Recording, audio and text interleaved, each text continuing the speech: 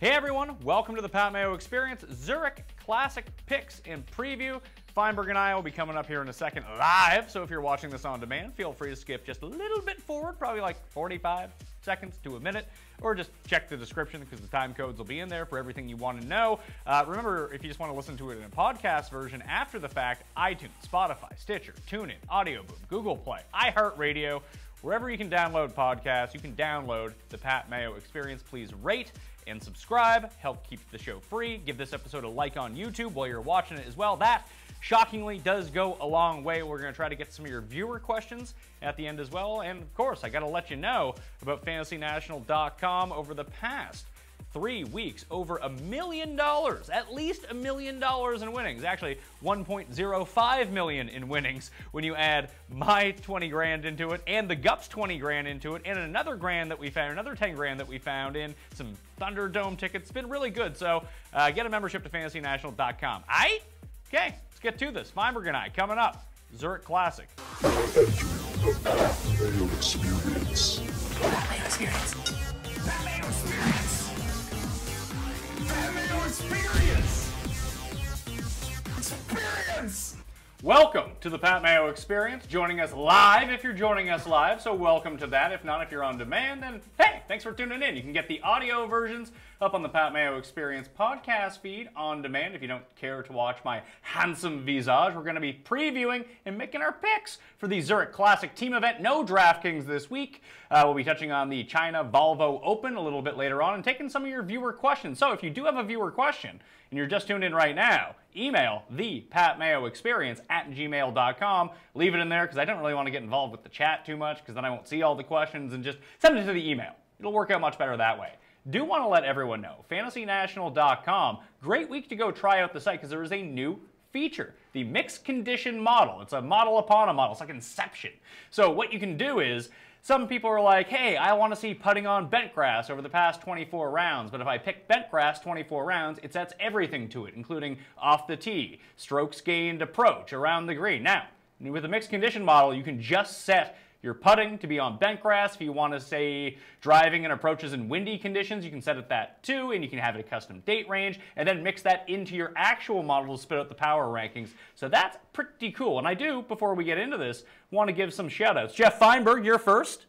Congratulations. You had probably the best long shot, no sweat ever on the back nine at Valero. You had both Landry and Mullenix, so congratulations. Yeah, bigger piece of Landry, small piece of Mullenix, as you guys were talking about him, and you saw some big disparities with the Mullenix line, which there showed me something could be up. But yeah, you know, went with that Landry shot. I was able to get a 150 to 1. I know there were some early twos out there, and I'll be honest, Pat, if you would have told me this was the winning score, which seemed quite a bit higher than in years past at Valero, I wouldn't have thought Andrew Landry would have played. Like, I wouldn't have thought Andrew Landry would have been in that mix. But what's funny is I wouldn't have thought if that was going to be the winning score that like Zach would have been in the mix, or even Ryan Moore would have been in the mix. And that was the threesome going out on Saturday, in which was perfect conditions. I mean, it became a very scoreable course.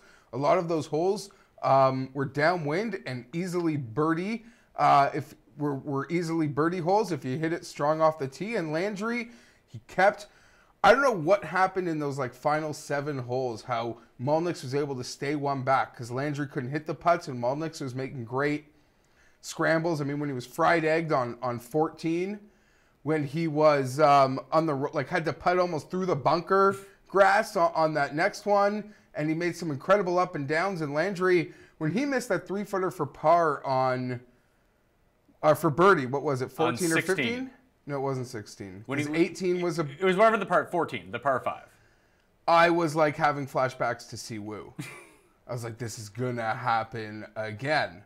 And a personal, like, solid personal bounce back from Siwoo. And even Ricky, which was a T2. All these T2s were really adding up. And you had Hostler the week before, didn't you? No. You didn't have Hostler in play? Nothing was in play for Houston. But just a run of T2s, and I was literally...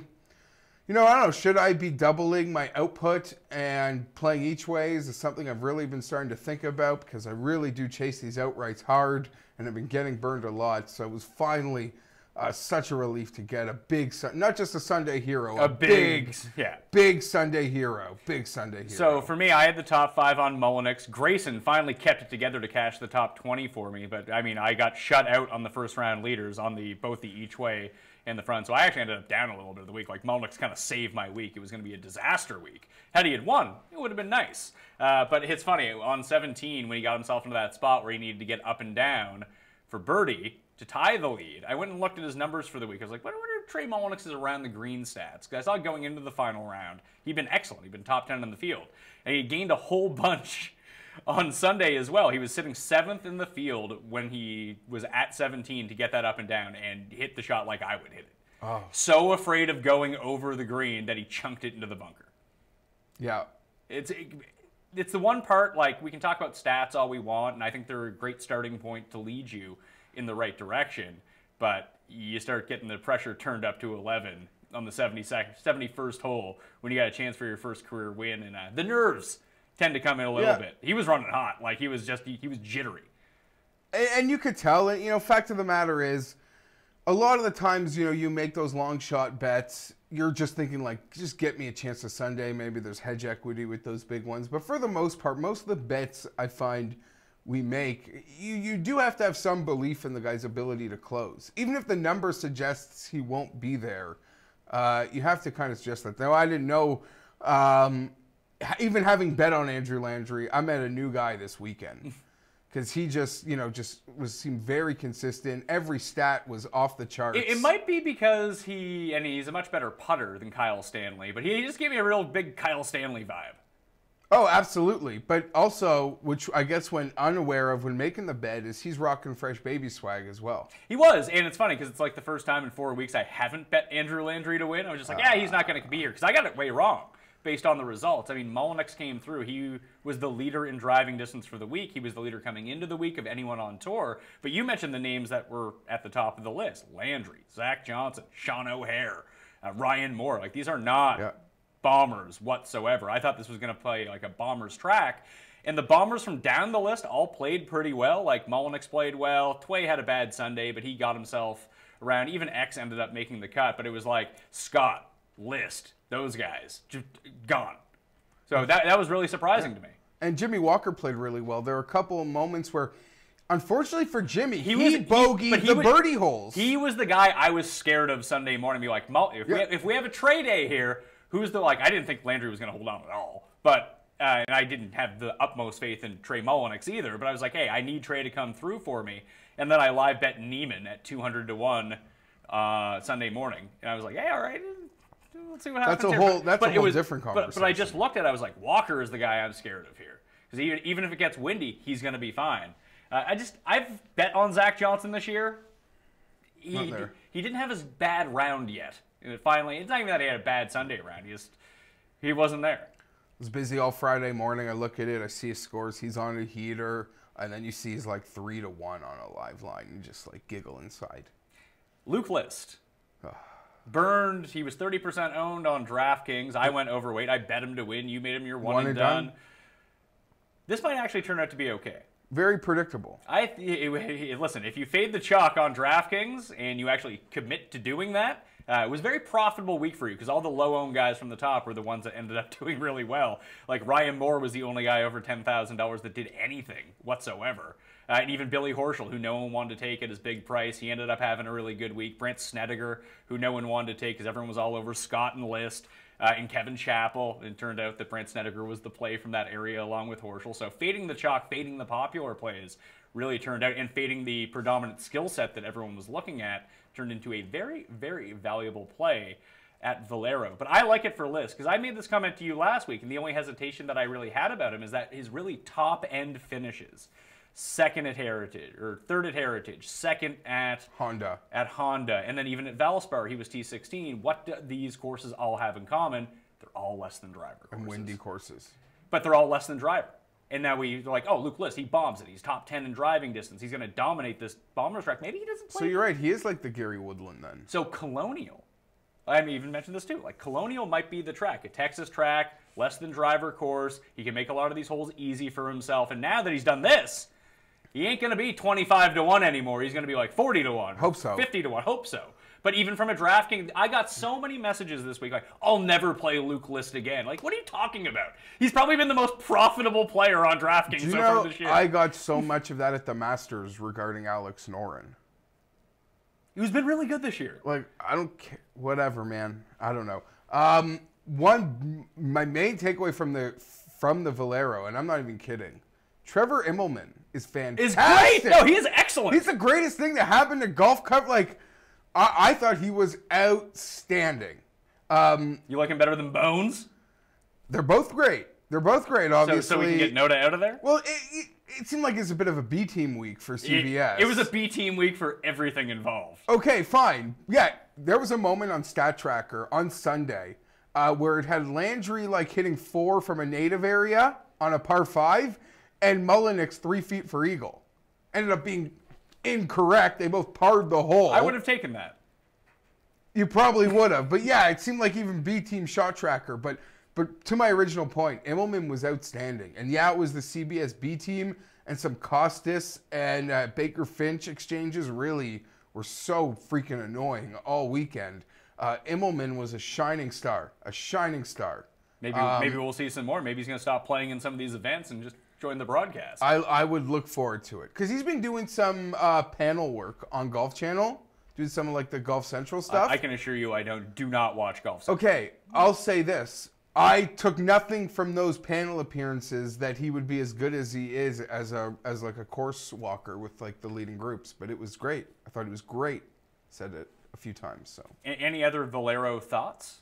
I was strangely encouraged by Adam Scott's terrible performance. I got nothing to say there. He struck the ball incredibly well. Like when we go and look at the ball striking stats, and even if we sort by past 12 or past 24, even past 50, like he's going to be up there with Sergio as one of the best ball strikers. He lost almost 4 strokes putting on. What Thursday. did Brandon Steele lose putting? Because that was I don't know. I didn't look. That was out of this world. He had a real rough go of it on Saturday. He was within 10 feet every single time. My main takeaway is the kid is like Neiman? Yeah, I mean I don't want to like, I'm not calling him Rom, but it's like you see him and he's not even using his exemptions because he's getting like the T10s. Like, he's not burning his own exemptions. He's getting them based on how he's finishing. Yeah, so we've seen this. Or how he finished. Well, we've seen this now the last 3 years. Rom did it after he turned pro and just exploded onto the scene. Now I think he's won 3 or 4 times. Bryson did it, and Bryson immediately had a top 5 at Heritage. Then he struggled for a little bit, and then a year later. Bryson like did the Masters and then the Heritage. Yeah. But that's why he was an amateur at the Masters, then he was a pro at Heritage and ended up coming inside the top 5. And then he struggled for like 2 or 3 months, came through it. Now he has a win, and he's a guy that like we bet, and we've seen him in big tournaments. It seems like Neiman's just on that path. The next time he shows up, like his DraftKings number is going to be silly. Everyone will want to play him. I agree, but I don't know if his like price will be that crazy. The ownership might be crazy. I did want to give a few special shout-outs because someone did mention this to me. They've been a long-time listener. He said it'd be great if I could get a shout-out on the show. He sent me the screenshot. So shout-out to Tommy Maroney at Thomas M. William on Twitter. Won the $300,000 contest, $25,000 to him, and he came second in the single entry for $2,000. It's an awesome week. Because I know that he's not playing like super high stakes, and that's because I don't play super high stakes. I had the big cash. It's awesome to see someone else who's just kind of sticking with it. And it's a grind, man. Like, you can be as right as you want to be. And that's why I always like the betting side. Okay, you pick the winner, you get paid. But even on DraftKings, like, I remember the Honda this year. I had 5 inside the top 10 and a miscut to go along with it. Couldn't win. But I was all over that tournament. I just didn't have the right combination. So you need that bit of luck to get the right combination. That's awesome. So shout out Tommy for that one. Other ones, the Gup. The Gup. The Gup cashes $20K in the 2Max 112 Country Club. He brought the... Huge. So I won. So Drew won the $1 million. Yeah. And then I won the $20K. Gups won the $20K. So the Fantasy National total is rising over the last 3 weeks. $1.04 million, and another Fantasy National member, Pat DiMartino, took home almost $2K and won a Thunderdome ticket for $5,300. So $1.05 million at least in earnings from Fantasy National members. Other ones too, though. Toe Tag and Tambo, He hit the Landry win, he hit the Trey each way, and he hit Grayson first round leader for $6K. Oh, that's awesome. That's a nice week. That's awesome. And we got to give a shout out. Someone had this in the question section, which we'll get to later. And the question was basically, how good is Ben Coley? He also tipped Landry. He's fire this year, man. Coley, fire. You got to set yourself a Twitter alerts to Coley's article, because within 6 minutes of his Euro picks going up, numbers crash in half. As they should. Like I saw, he touted Olesen was 40 to 1. Like 2 minutes later, he's 25 to 1. Ben does it, and you did it this week in this tournament. We'll talk about that in a second. We'll get there. I don't think it was just me. No, I know, because we had been sort of building to this, and it's not like majors where you can get a line for the Zurich like a month ago. We had just been waiting for it to come out. Sort of jokingly talking about this, and full marks, awesome teamwork. It seems like last couple weeks, a lot of big wins. I guess if you're on Twitter at dinner time Sunday, you'll see the winners. The losers aren't bragging. Yeah, but it wasn't real big in February. No, that is true. The past month has just been fire for a lot of people. And love to Gup. He's the man, and they do great things over there. Gupscorner.com if people don't know. And I know anytime he cashes anything, he donates good money to autism funds. So he's good people, and it's nice to see a lot of big wins. But it's not all just about those big cashes, because I got one sent to me too. I don't want to exclude people just because they didn't win $25,000. Jeremy at ATLIJ93 on Twitter turned 50 cents into $36.50. That is fantastic ROI, by the way. Got himself a ticket to a $33 World Championship qualifier. What a story that would be. Because with my extra funds this week, I played about double what I normally did. I basically just played in a single entry to get into the World Championship. Lost. So it didn't turn out well for me. But if Jeremy could parlay this $33 into a seat into the World Championship and give himself a chance to win a couple million, that'd be a very good use of 25 cents, I think. Another one, a guy who watches the show every week, follows along with the bets because he's Canadian. Da-dum-dum-dum on Twitter. No real name attached. But he ended up getting, he had Landry 140 with the each way and hit Trey on the each way. SJ, what's the diff 2 on Twitter, came 8th in the $33 dogleg. $2,000 for him. Brad hit a 10-pound each way. Pound. That's double. Yeah, that's double currency. He hit that 200 to 1 on an each way on Andrew Landry for a quick 2,500 pound day. So that's $5 grand. It's a great week for everybody. It's pretty good. And I just, I lost money, but I'm doing well from the week before, so we're good. Zurich? Let's go. I am always more excited than most for gimmick events.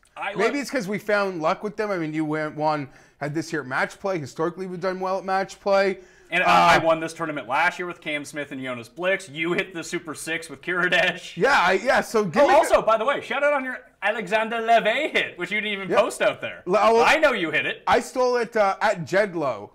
Tipped me on Get Money on Leve this week. So that was a fun little Sunday morning. And you parlayed it up once, too.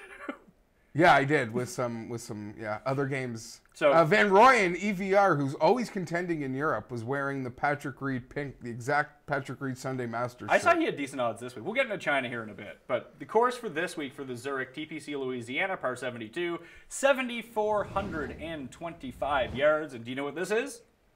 Pete Dye? Pete Dye course. We're in the Pete Dye swing here leading up to the Players. We had the Heritage.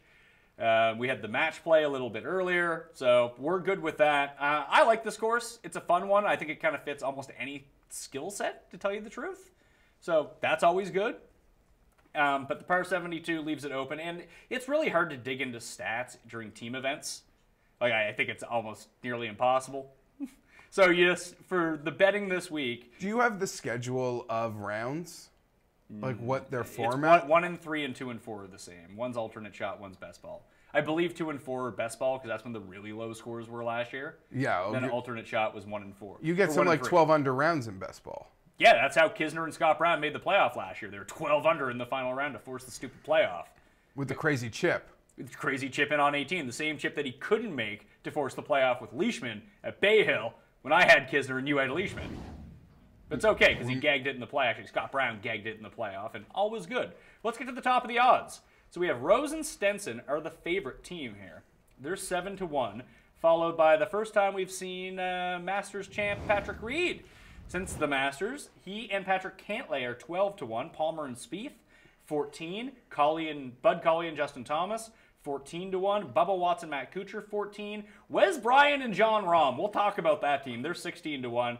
El España, Rafa Cabrera-Bello and Sergio, 22-1. O'Hare and Jimmy Walker have got their odds beat down. They're 25-1. JB Holmes, who played really well with Bubba here last year, and Brandt Snedeker, 28-1. And Team Great Britain, Northern Europe, or Northern Ireland's own Graham McDowell with Hot Fire Ian Poulter, they're 30-1. So from that group, I don't think I'm going to bet any of them. You like the Spanish team, though, right? I'm on Team Espanol, 25-1. I felt like I couldn't resist, though you can argue Sergio hasn't, I don't know, I mean, thing that happened at the Masters and a real disappointing miscut last week at Valero's a bit concerning. Do you but think, maybe that's just the miscut. Here's my question. I don't think it matters. I think that these guys care about winning, obviously, but I don't think that, like, really good guys have a supreme advantage here. I don't.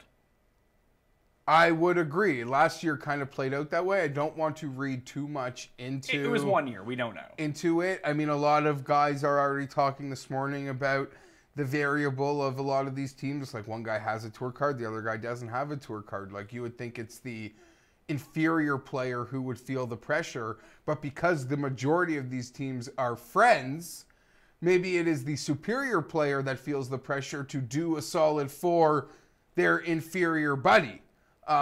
In many ways, I don't know. All the rhyme or reason, anything you're gonna do, you're throwing darts this week. Like I said, it's a gimmick event, but get someone to Sunday and let's have some fun. So from those top 10 in odds, are you taking anyone besides Cabrera-Bello and Garcia? It doesn't appear to be so. We were talking about this outside. That team of Bubba and Kuchar scares me. That's the one that scares me. They sort of play perfectly. They would have so much competitive with the two Ryder Cup guys. I mean, I know you'd have that in Rose and Stenson. But we also have Matt Kuchar, who generally like top 10s on Pete Dye courses, and Bubba Watson, who just won at a Pete Dye course in the match play in a weird gimmick event to begin with. And he's won at Travelers before. Maybe he just has some Pete Dye swag on the go. I believe this was the site of Bubba's first win, too. I think that's what it was. He won the Zurich back in, like, 2010. Could have. Okay, thanks for... So these... I hate the trophy. They these two little ugly, like, belt buckles. Oh, when Paul told me they had belts, I thought they had, like, wrestling belts. There should be wrestling entrance music, which I don't think we're going to get enough of. I tried to find all the walk-up music. They seem like really soft entrance music. Yeah, I guess. Someone's coming out to Stone Cold's music. They have to. Psh, bump. And maybe they'll or stunner like the Bobby, guy. Maybe they'll just come out. Bubba Watson will come out and stunner the guy doing like, the intros. Yeah, Bobby Roode's Glorious, but I don't know. Like Jimmy Walker was saying, like something like '90s pop. He said Coming out to Wannabe by the Spice Girls. No. Oh, like Mama's Gonna Knock You Out or something, like really cheesy like that. I don't know. What would you come out to? Yeah, wrestling. What would be the song, though? Yeah, if Stone Cold's Glass Shattering would probably be the one, or The Rock, or just something wicked. I don't know. I'd think about it. I would if I had to go wrestling-wise, I would come out to Mr. Perfect's music. Damn. And then I would hit my shot, like, try to drive it as far as I could, and then, like, turn and look at the other guy and, like, assume it went 300 yards. Patrick Reed. Like when Mr. Perfect bowled the perfect game. Yes. Patrick Reed should hit that first tee shot in his green jacket. No, what? Save that. Should he come out to Razor Ramon's music? Start doing Crypt Walk. No, start it's doing like this one when he comes I out. wish I could get up and do it. I already broke one mic today. It's just the Crypt Walk that Razor does. No, he's probably going to come out to that like Imagine Dragons or whatever they. Well, that's on his brand now. Yeah, exactly. That is part of his brand. I would come out to Molotov's "Here Comes the Mayo," but only the chorus part from the movie "Y tu mama te bien." If people want to go check it out, it's a good movie. Good song too. That Reed-Cantley team kind of does scare me. I love them both, but I don't feel like I'm going to miss anything if they cash it 12-1. Yeah, like I don't see this as a tournament where you want to pound the favorites. I really don't. Like there's so many variables. Last year there was the super. I mean, we got teams here this year. Last year there was like a super team, and you could call Rose and Stenson of this group a super team. It was Day and Fowler. Day and Fowler. Yeah. I don't think they did well at all. Here's the thing. This is the first time since 1984 that TPC Louisiana has hosted all 4 reigning major winners. They're all here because Brooks is back this week. not playing with his brother. He's playing with Mark Tunisia? They must be pals or something like that. Anyway, I think that people just want to go to New Orleans and like have a good time. I really do. I think that's why you see good teams come here. I also think a lot of guys, it's fun to play with your buddies. Fun to play with your buddies. And you can go party afterwards. And I asked you, like, do you think there's some service where, like, there was, like, an email list you could reply to, like the singles chairlift line or roller coaster line? It seems like that's what Brooks Koepka did. He showed up, went on PGA Tinder, was like, no, he was with his brother last year. It was Koepka last year. Oh, you're right. He wasn't with Mark fucking Turnstiles. No, that's just a buddy college, maybe something. Maybe, but it feels like they that feels way more partner than, say, some of these other ones, like De Jong and Merritt. Like, why is Jim Furyk playing with David Duval? At least I could maybe see why. I guess they're both old. Like the Canadians are playing together, but like, okay, here's one: Tyler Duncan and Adam Schneck. Like, you know, Tyler Duncan showed up as like, oh, who else doesn't have a partner? And he did do the Tinder movie. It's like, oh, Schneck, I like the look of that guy. Boom, I'm in. Like, do you think any thought is put into, like, hey, I have a certain skill set, you have a certain skill set, let's team up, because I think we would make a very formidable team? Because I would always think that players who play relatively the same would be the team that you would want, right? Like, that's why I don't understand this John Rahm, Wes Bryan team. It's going to be the most confusing shot tracker of all time. Well, they must be buddies. Because, like, half the time it's going to be 360 down the fairway. The next one's going to be, like, 140 in the water. John Rahm's approach shots are going to be like 300 yards every time. But what happens when when Rahm's got to hit like Brian's from deep native area? That's what I'm talking about. He's gonna want to snap him in half. That's where my mindset goes. He's gonna put Wesley over his leg and snap him. Put him in the Lex Luger torture rack. A lot of wrestling on today's show. That theme music got me all fired up. Well, I don't think we're going to see enough of it. You joked last week, like, you're expecting a lot of, like, low-key, like, country music. You're probably going to get that. I would tend to agree. These favorites seem a little wonky, but I don't know. This Team Spain has me like a heart in a bow. They have me. Walker and O'Hare. It didn't dawn on me till after the fact, but they were playing together Sunday, and you saw more than once a couple, like, fist bumps because they were both playing pretty well. And they were both giving each other lots of props. Pat, for making some of those long putts. Oh, yeah. Putts they were making. Breaking Twitter news let's get the camera back on him first, at least. I got some breaking Twitter news for you, sir. And I don't know. There's only one thing you would interrupt me No, I have it right here. Is this Antonio Gates or something? No, it has nothing to do with Antonio Gates. Who was the team that you just said you liked? Team Spain? Yeah, they're out. Breaking Twitter news. At the Zurich Classic from 5 minutes ago, I am piking RCB and Garcia to win from Tim Andrica. Sweet spelling. Oh, and there's Tim. also no way one... to be a doctor. There's no one and done, right? So this is just his pick to win. Yeah, if I had to choose a one and done, I would use Watson and Kuchar, probably, unless I just went with one of my... Actually, I'd pick Kisner and Brown if I hadn't used them. But Holmes and Snedeker, I think, are a sneaky team. Because I think the masses are going to go on to Jimmy and O'Hare, just because there's the narrative they played together well last week, da-da-da-da-da. But I think I like Holmes. JB played with Bubba last year, and they played well. Walker and O'Hare's numbers crashed, like you said. It was in that, like, 30, like, almost maybe opened around that 40, 35 range, seeing as low as, like, 22 in some places. People, I don't know, I guess playing together in the PGA Tour last week seemed to have really... kick-started their odds. And they both played really well. Okay, next range. Are there any more super teams you want to talk about? No, Colley and Thomas, though, also scares me a bit more than, say, like Palmer and Spieth. Well, you know Ryan Palmer is going to hit the ball into the drink 8 times. So and also that's weird, problematic. People are like, what's the Palmer-Spieth connection? Texas? Oh, shit! I don't know. I remember last year Palmer got to be Spieth's partner because he literally... What, he was a Make-A-Wish Foundation guy and like they let him be Jordan Spieth's partner? They were playing like some Tuesday game at some event and Palmer made that part of the stakes for the Tuesday game. That he got to be his partner. But that was last year. I don't know whether that was a lifetime thing or a carryover. So good for Palmer. And Bud Colley and JT are buddies. Yeah. I don't know. Right after that, though, some of these next ones can be attractive.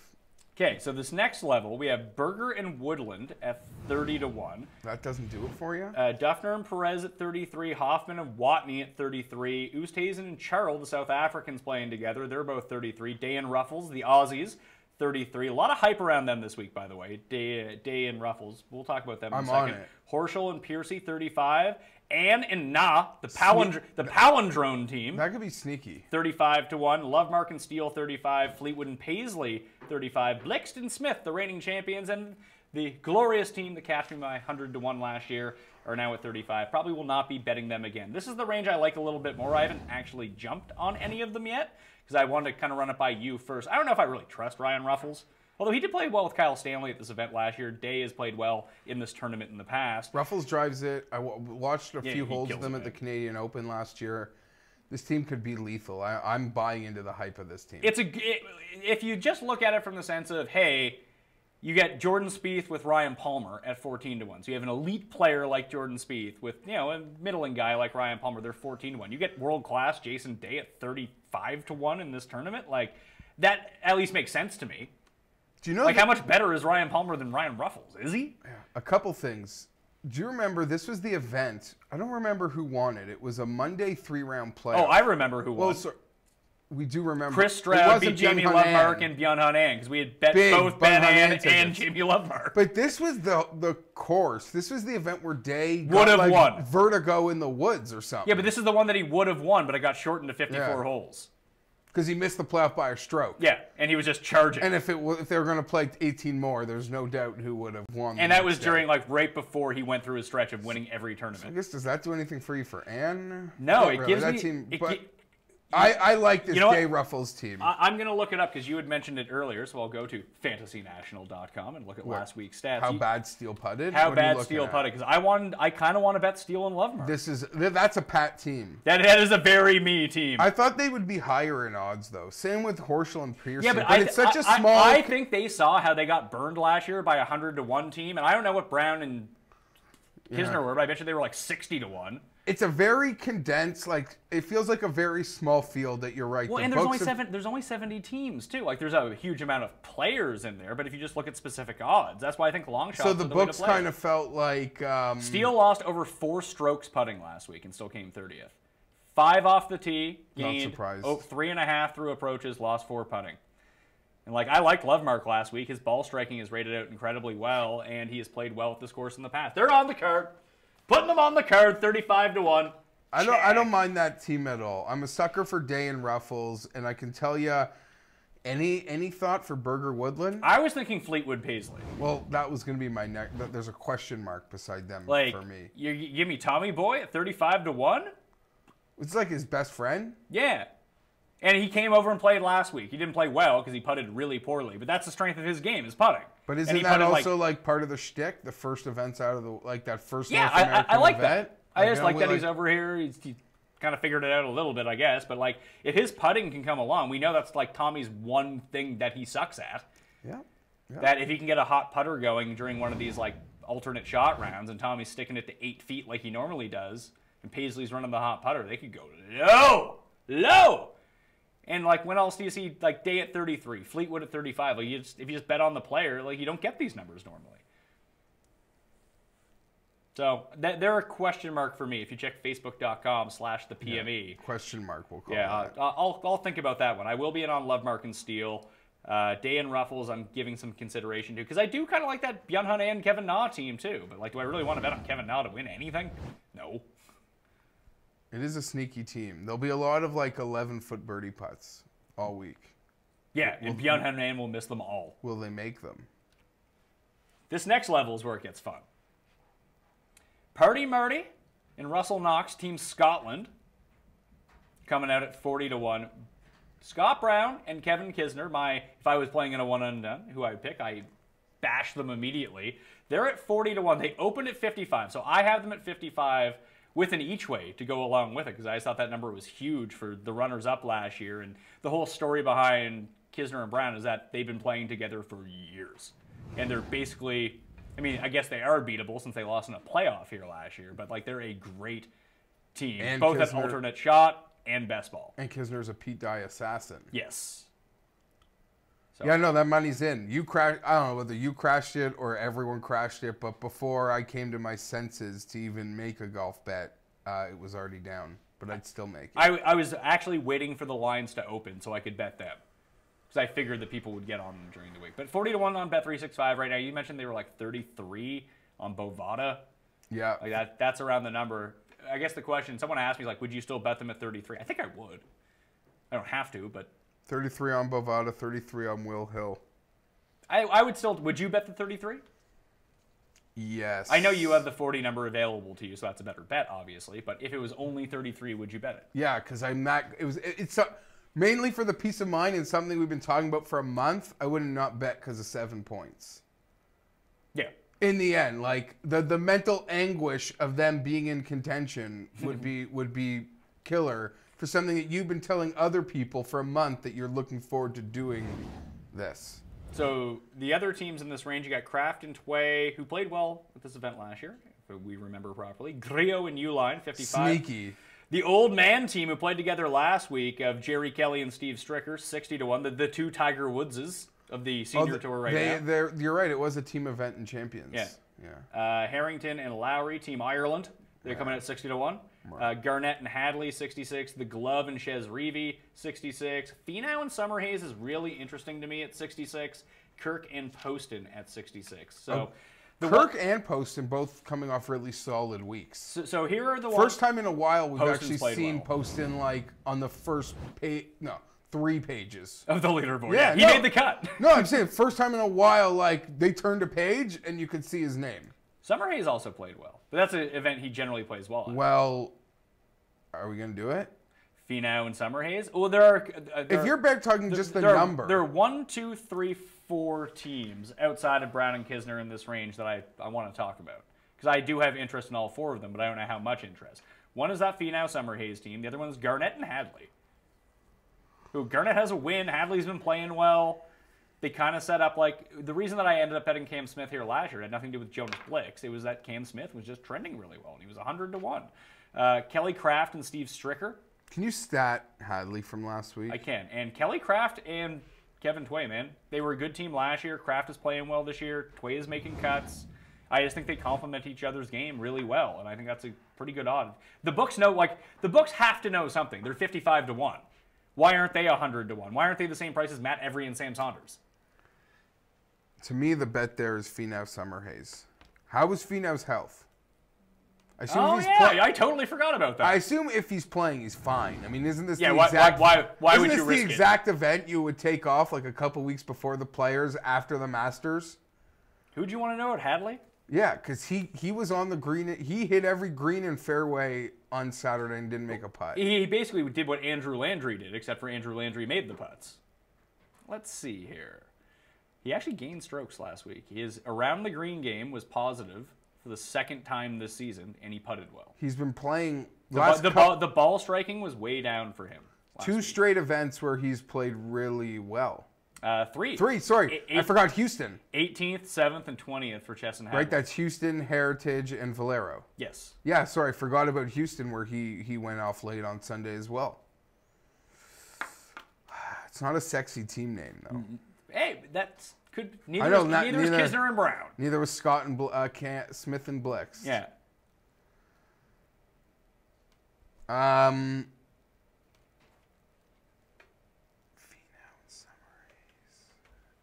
not really into the senior team. You don't like the senior team? It's not that I don't like them. I'm not giving them my money. Okay. So that brings it down then to I like Finau Summerhays. I like Kraft and Tway. Like the par 5s are gettable here.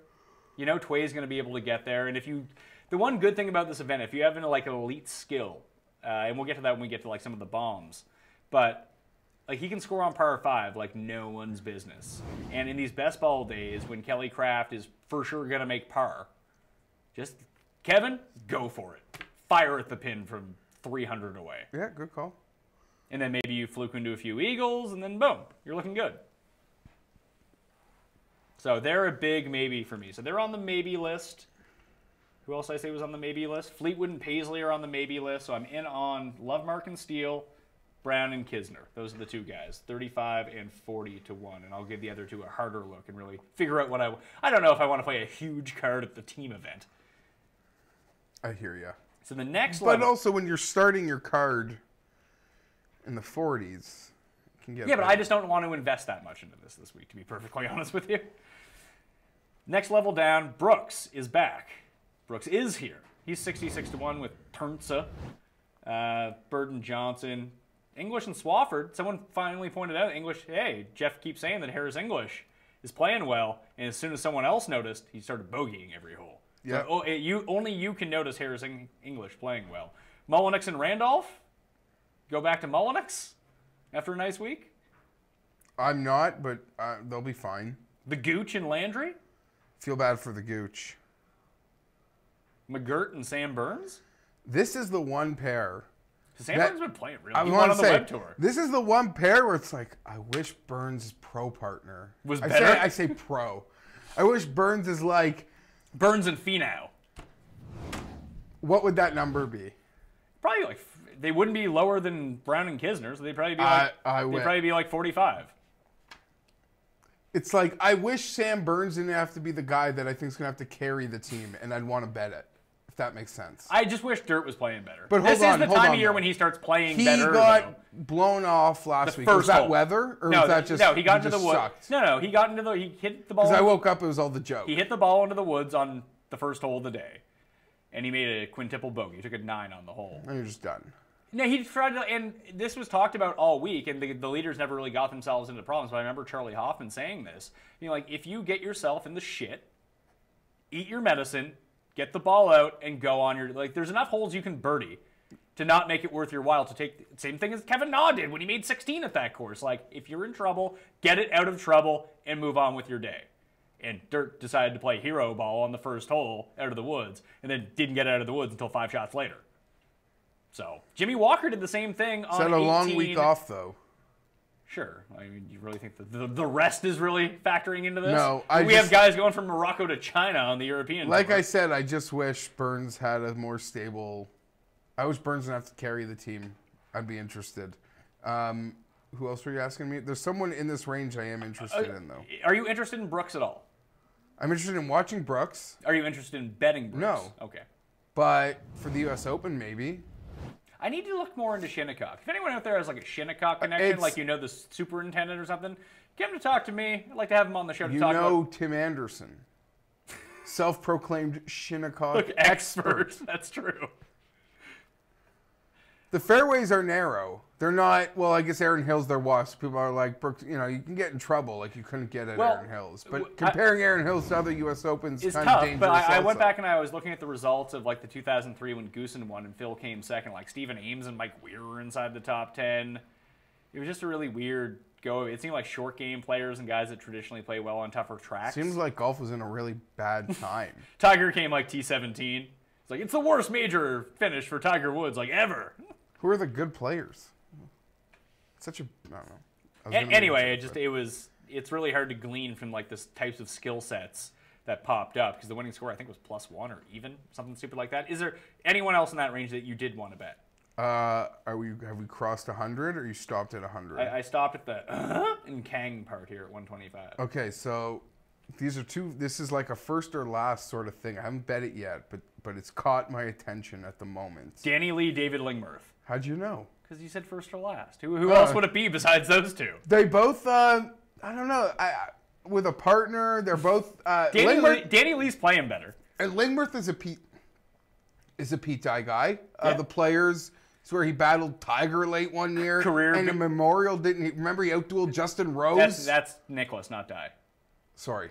I don't know why it was. Because Kuchar won there, so I thought. Yeah, and there's similar styles Yeah. of courses. The same sort of strategy goes into them. He lost to Duffner at Career Builder, at Stadium Course, another Dye course. I don't know. That was in that range. This was the team that kind of caught my eye. Maybe they just can catch fire, but I got a deeper team that I'm into. Okay, tell me your deeper team, because I have 3 deeper teams. Stewart and Stroud is somewhat interesting. Just because Stewart's won here? Or did Stroud win here? I get them confused. And like you said, is this, you asked me off air, is it intentional? Like, are they doing this so we can continue to mix them up for another 5 years? I guess so. Like, is that the plan? Like, is that the joke? Are they college teammates, or is this just like a joke? Well, this will be good, because if they actually do win this tournament and we say, oh yeah, Stewart won, we won't be wrong anymore. I don't know. I feel silly maybe like kind of touting it, but Hearn and Power. Oh, I have it circled too. Don't worry about Hearn and Power. 150 to 1.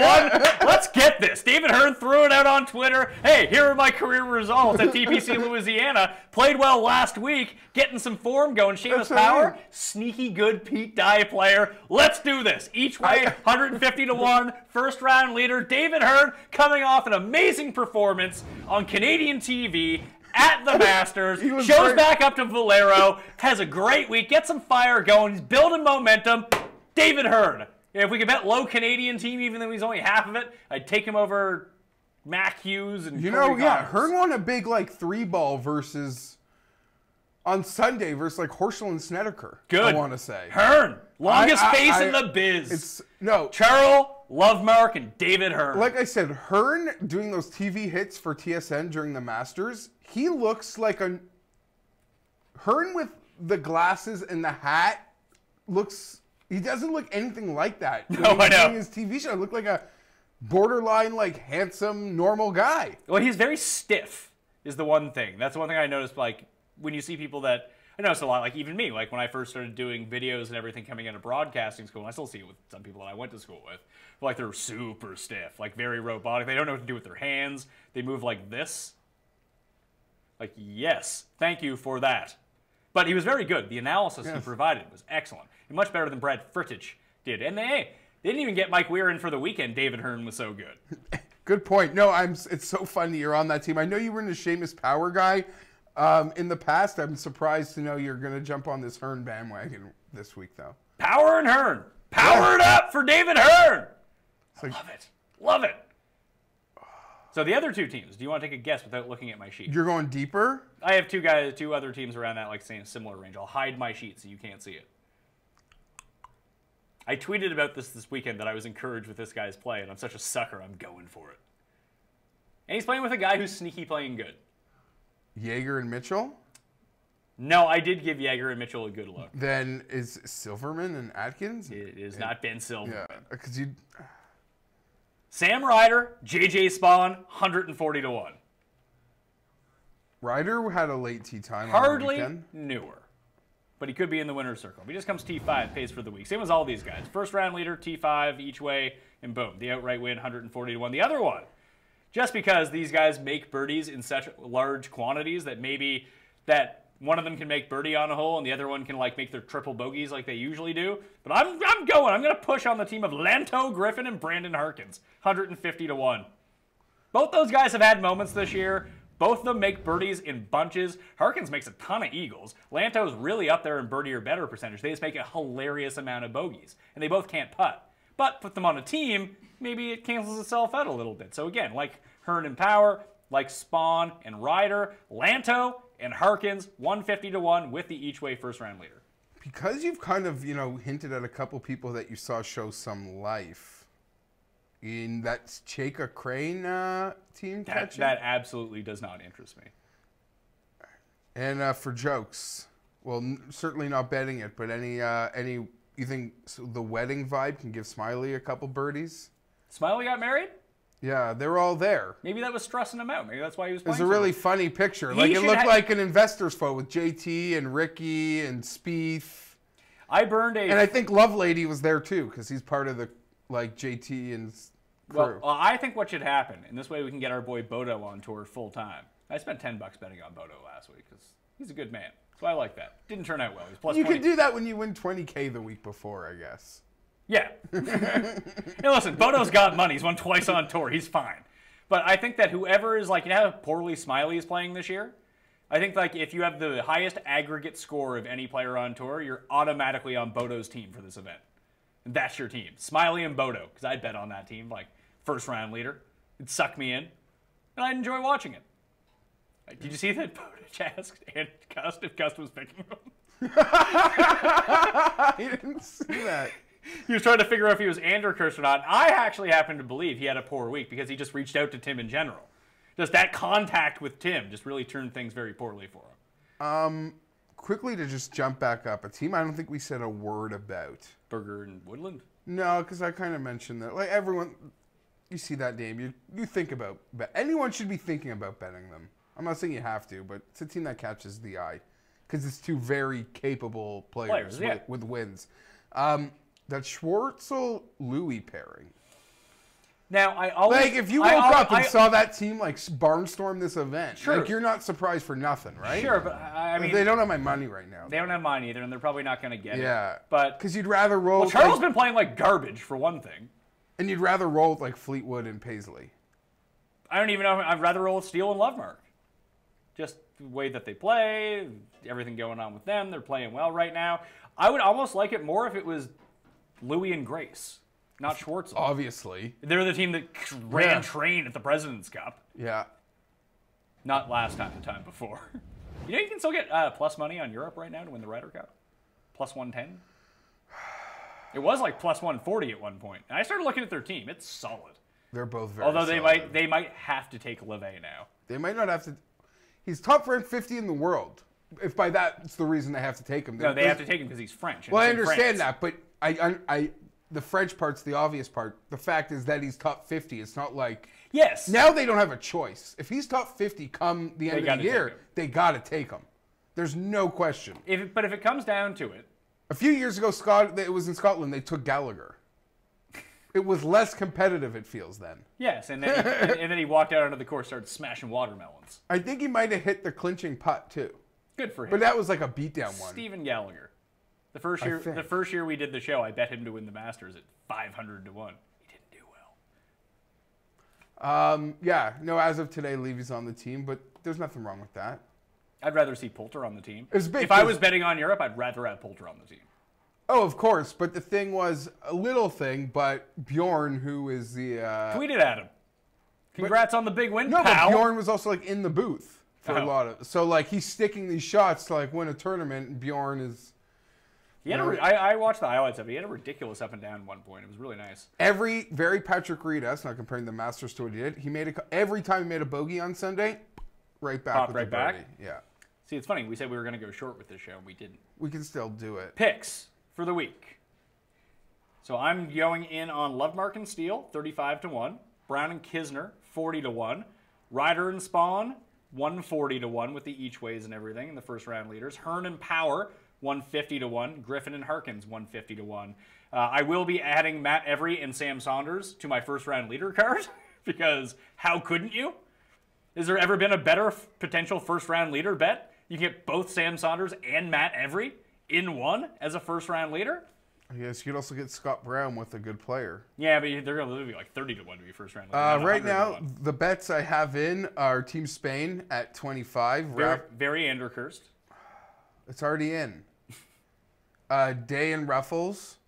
I'm just believing in that Ruffles can do more than... If Cam was here, do you think he'd call him Ruffles all dressed?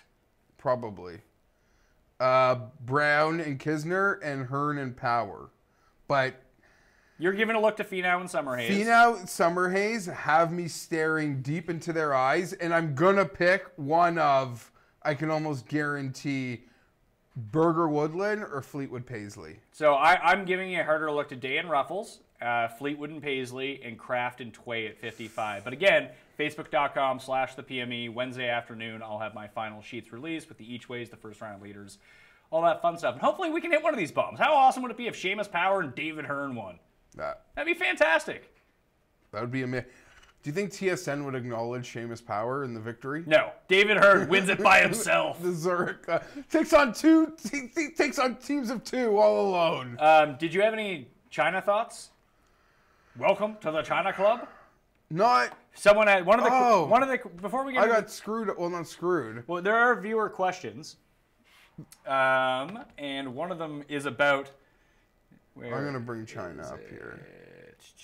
Rob Cordley asked Tim if Hao Tong Lee is free money to win the Volvo China Open. Need to know how Anderkurst he is. Thanks, Captain Rob.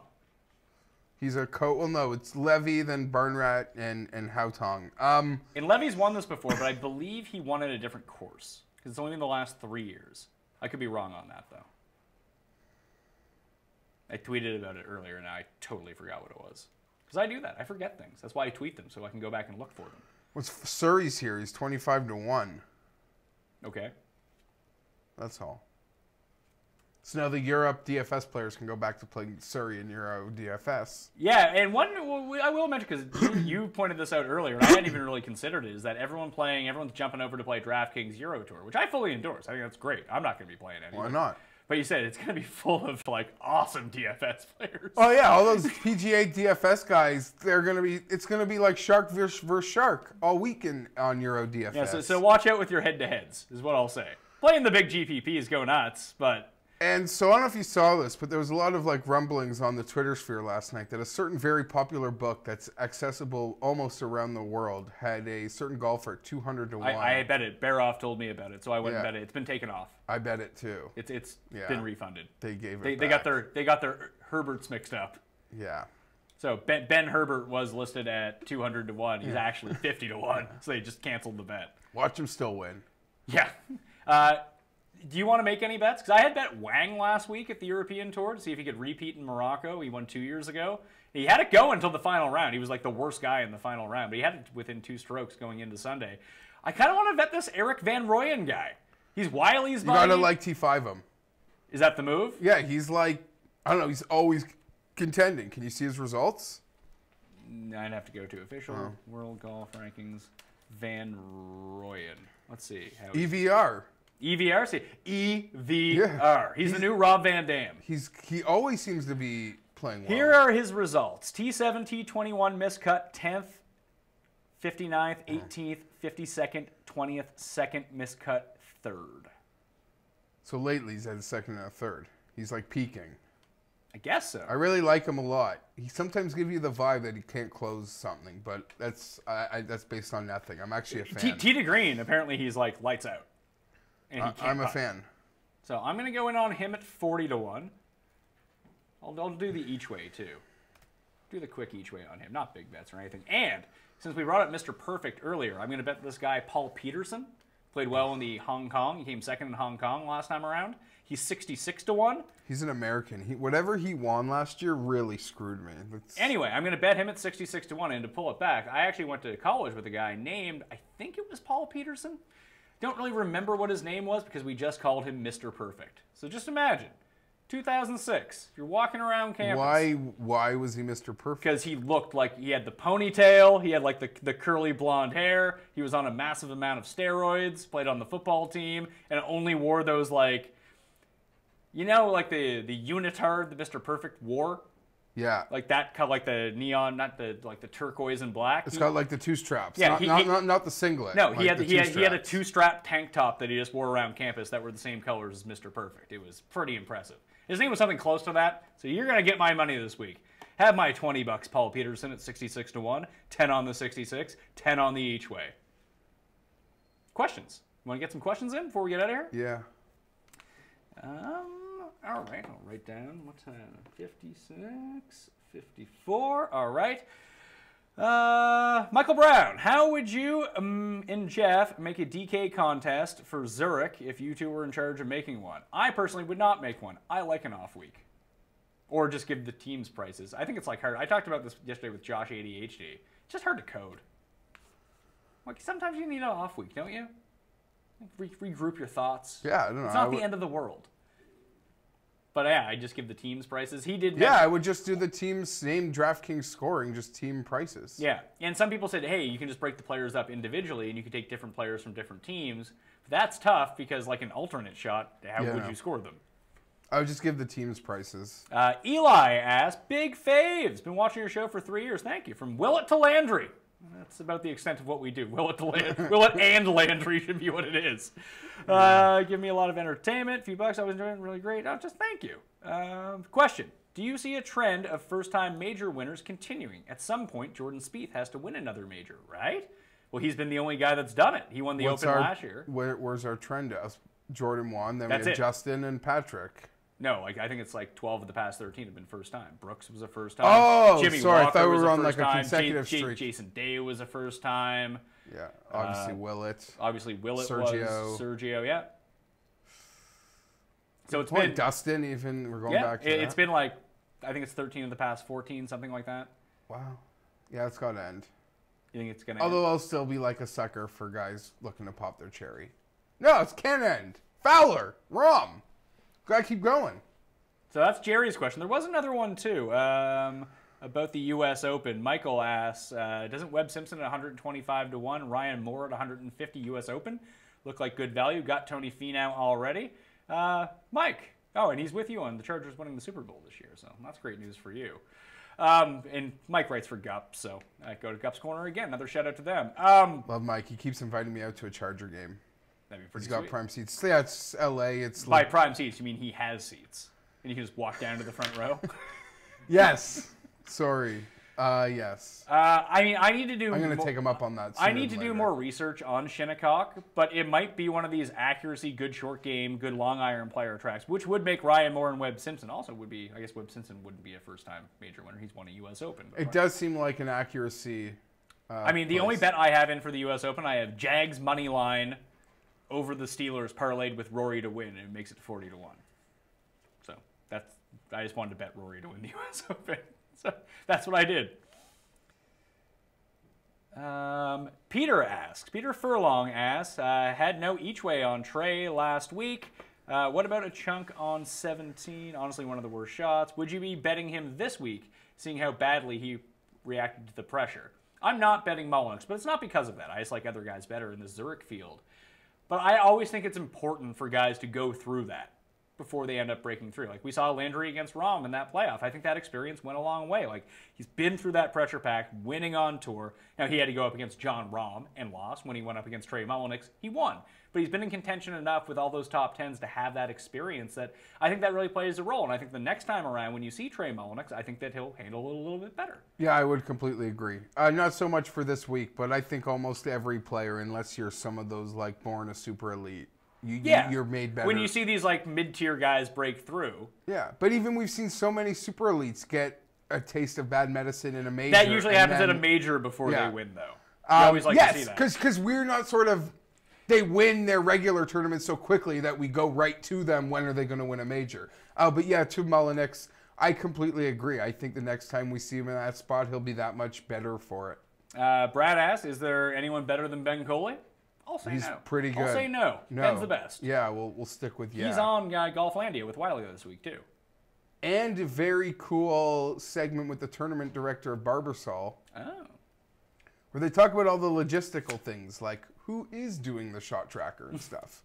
And how you could do that when the PGA comes to your town. Yeah, you volunteer for it, don't you? Yeah. And you get to play around on the course not during the tournament, but... I know Wiley, everyone go listen to Golflandia because Wiley's giving away a VIP experience to go to the Barbasol. I might go down and just hang with those guys, but I might have to go to Philadelphia that weekend. I have to work out my schedule. I bought my wife a gift. It's in Philadelphia. You have to pick up a gift? No, we're going to Philadelphia to the go gift. do something. Sorry, I just have to make sure it's not on the same weekend. Cody asked, talk about some futures, some parlays. Like I said, I haven't done that much research in advance, but I do like Sergio and Noren and Fleetwood at the Open Championship. Yeah, I like That Sergio at Carnoustie. I guess off the top, I kind of like Tiger at Carnoustie, too. Do you know who I really like at Shinnecock? And I said it at Christmas. I'll say it again. Cantley. I mean, if we just talked about accuracy in short game, that might not be the best spot. I like Cantley at Shinnecock. Kuchar, I'll be honest. You know what? Kuchar at Shinnecock might be a play. The thing is, with the Masters, it's all like golf off-season that I can stare at it. With the other and that's where I'm sort of making and you always have the Masters in the back of your mind, too. Like, oh, I know who plays well at the Masters. Like, you're with these other courses, it's... I don't really, I'm so into the Masters until the Masters is complete, and then... The week the Masters ends, I don't know, it's the Heritage. I'm not worried about the U.S. Open. But in football season, I'm very worried about the Masters, if that makes any sense. No, I completely agree with you. This is probably the toughest question. I have no answer for this. Luke asks, any advice for a true degen who plans on attacking this thing live through hole betting? Do you think there will be birdies to be had with the alternate shot on Thursday, or is it tough to get into a rhythm? I have no idea. Live hole betting is real tough. It sounds like if you were good at it, an excellent place to make money, because there are so few people that do it that they barely Yeah, even and look I at think it. if you could be very familiar with the course and which holes are like birdie holes and which holes, you know, there have been 2 birdies on all day sort of thing, and you can do that. You can find hole-by-hole statistics. Just Google the event hole statistics, and you can get them by the day, but I don't know. That question's over my head. Tom asks, he has a few questions. What are your handicaps in real-life golf? Well, I haven't played in over a year, but I usually shoot around 90 to 95. That's my range. Sometimes I can go like below 85 on harder courses. I will break 100, depending on how long I played. Although, because I don't play in Toronto, I only play when I go away now, or like when I go back home, because I don't have a car here, and golf's super expensive. So I just wait till I'm at home. My stuff's there. It's cheaper. Play like 5 rounds in 5 days. I'll be doing that this summer. It'll be fun. But yeah, somewhere around 90, so I'm like bogey a hole 18 to 20 handicap. I was going to say give myself like a 16, 17. You play more often than I do. Yeah. I don't know. I love it. Although the day that I played with you, I was hammering it. You crushed it. And I don't know, man. I love playing with my buddies. We play skin. Like, I don't know. I just... Yeah, neither of us are overly serious golfers. Yeah, no, I don't know. Because I like playing hole-by-hole skins. Because, you know, when you make that snowman, it can just ruin the day. Because you're always out there, at least for me, like, trying to, like, have a career best. And then the second that's, like, not attainable anymore, it's kind of like, all right, we're playing for holes. Yeah, like, we're having some beers. Like, we're playing for holes. So someone's sneaking off to the woods and smoking a joint. That might be me. Who would you pair Cust with in a dream foursome of golf to trigger him before the first tee? I'd really have to think about Hatton? that. Yeah, Ty Hatton. Who else does he hate? He hates Tiger. Tiger. Dude, I want to give him the privilege of Playing with being Tiger? in Tiger's shadow. Who does he hate? There's someone else that he hates too. I know, it's... He hates Ian Woosnam. Ian Woosnam would trigger him the most. Ian Woosnam. And you know the Volvo China Open course is designed by Ian Woosnam. But is there some like non-golfer we could put in there, like a celebrity who golfs that he like? He probably hates Doug the Pug. Put Doug the Pug in there. Paul, any ideas? Who would trigger him the most? I was gonna say Doug the Pug. Doug the Pug. Just have him like as a caddy or something. I like it. The other one, Tom asked, is Pat's love for Luke List greater or less than his disdain for Mark Ingram? I mean, I really like Luke List, but I really hate Mark Ingram. I think your disdain for Mark Ingram definitely trumps your love of Luke List. I always like because Luke there List. is no, you can like go both ways on a week-to-week basis with Luke List. Like you can see other sides of Luke List. With Mark Ingram, no. So I'll say no, or I said what I feel. Halden Lutz asks, love hearing you and Geoff together. Well, thank you, Halden. My Zurich question would be, why do more top-ranked players not play this event as a team? Like, why wouldn't Rory and DJ have a great chance of lapping the field? Is it simply because they want to build for stroke play like majors? A team event won't let them do that. Anyone's here where we think Des Bryant might land? I don't care where Des Bryant lands, and I have no idea. I'll wait for the draft to happen. Sorry, he thinks they should play the event or be partners. He doesn't understand like why they don't play the event and are partners. I just think that, like, people... Listen, golfers are super rich. And some of them really love the game. Some of them just want to play the big events and get all the glory, like Dustin and Rory do. Like, they don't want to play these sorts of events. But it's also a great break that you can take between the Masters and the Players. Because Rory will probably play next week, I'm guessing, at Wells Fargo, because he crushes Quail Hollow. And Dustin's not playing again until the Players. It's basically like a month off. Just, like, go work on whatever you got to work on, take a mini vacation. And some guy, and listen, putting Dustin in the middle of New Orleans, probably not the best idea for his sobriety. And you see, like, the lead into the Masters is pretty intense. You have those 2 WGCs and such, Bay Hill, which a lot of big guys play. I think for the most part, for these big players, if you're a super elite, like the players he mentioned, why would you want to go anywhere and have anyone else take a shot that counts towards you? Yeah. If you're one of those guys. Like, you don't need I anybody guess so. to help you win a penny. Ever. Like, why would you want anything on your rate, like anything of your finishes have to do with anything that didn't involve you? If you're one of those players. Now, if you're Bud Cauley, you're fucking, you're putting a hole in Tom Lovelady's car to win that race to get to JT's house to win the right to be JT's partner. Yeah. You got a question you like. Yeah, see it in your face. it's Leone chopped into the YouTube chat. He goes, did you know Eduardo Molinari is playing in China? Didn't he win last year? No. Or no, I don't know. He won Morocco last year. Oh, I knew it was. Yeah. I would prefer to bet Ed Molinari rather than stupid Francesco Molinari.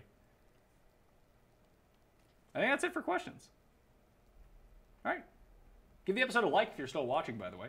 Like I said, help keep the show free, do all that stuff, and yeah, that'll do it. Like I mentioned, this is fun. We'll be back tomorrow with Cuss talking about the NFL schedule. So there was a Chargers radio question about who you want them to draft. Maybe we'll save that for that show. So Geoff Fienberg, follow him on Twitter at gfienberg17. It is draft week. It is a very exciting week. Congratulations on your big wins. Will you be making any draft bets? No, that's not really my thing. I used to. What I will be doing, though, is because when you hit it big, I've been waiting to hit it big. This is how long it's been since I hit it big, Pat. Big Chargers future. Oh, okay. So I thought you were going to put $1,000 on Hernan Power. No. That'd be a nice payday. You want 150 grand? There's your bet. I got to make my Chargers future and not even miss the money from my account. That's the type of win I was waiting to have. 33-1. Yeah, it's lower than it needs to be, but I think 33 is fair, especially with Gruden going to Oakland. You know they're going to be fucking terrible. Hey, Clay's got us going 10-6. And he had you go in 11-5 last year. But the things are going to happen. All right, whatever. We'll save it for the NFL show. Yeah. So that'll be coming out tomorrow. I have a mock draft up that I did with Celia and Matt Kelly. It's a lot of fun. If you're someone who takes your team's picks way too seriously, especially theoretical picks, do not watch it because we try to have some fun with it. Hey, let's get going here. That's not so. I hate you. I'm never watching again. Like, who the fuck are these people? Like, Mock drafts might be the dumbest thing in sports media. Listen, right? But I'll click on them. So that's the point. I like to talk about it. It's a lot of fun, but like people get legit wrapped up in it, and like think like you're personally attacking them because you don't have whoever they want going to their team. Like, who the fuck cares? The teams are going to draft who they draft. Obviously, what we say has no bearing, shockingly enough. You don't even know anything about football, Jeff. You ever even seen football before? Sometimes I feel Fuck you, I'm never watching again. Get a fucking life. Anyway, I'm Pat Mayo. If you're someone who has a fucking life, subscribe to the Pat Mayo Experience on the DraftKings YouTube page, where if you're watching this live, hey, then you probably already do that. Or for the podcast versions, up on the audio feeds like iTunes, Stitcher, Google Play, Spotify, Podomatic, Audio Boom, all those fun places. Subscribe, rate, review. Thank you very much. And thanks for sending in the viewer questions. We had a lot of fun doing the show, so thanks for hanging with us live. I'm Pat Mayo. I'll see you next time.